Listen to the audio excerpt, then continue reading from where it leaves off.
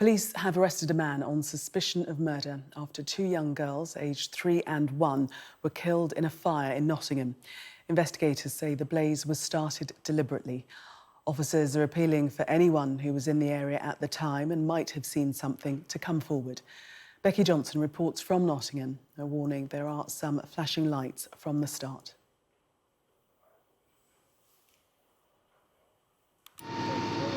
Neighbours woke up in the early hours of the morning to see this.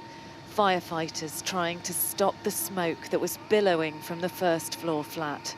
You know what it looked like? When we went round inside. People watched in horror as they realised two children were inside. Neighbours say first they saw firefighters carrying out the 3-year-old girl before an emergency worker emerged cradling the 1-year-old. The children were taken over the road where paramedics tried to resuscitate them before they went by ambulance to hospital. Their lives couldn't be saved. Their mother, who was also rescued from the flat, remains critically ill in hospital. By morning, the blackened windows were the only outward sign of the terror they must have felt inside. On this quiet street in Clifton in Nottingham, people were told to stay indoors. And then came news that police believed the fire wasn't an accident.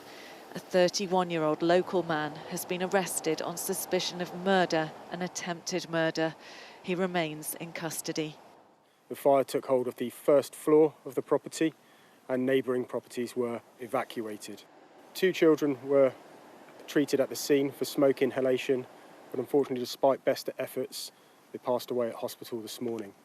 A woman also within the property was taken to Queen's Medical Centre, where she remains in a critical condition. Forensic investigations will likely take some time. Officers have taken away potential evidence for examination. The sadness at the loss of life, compounded by shock that someone could have done this deliberately. Becky Johnson, Sky News, Nottingham.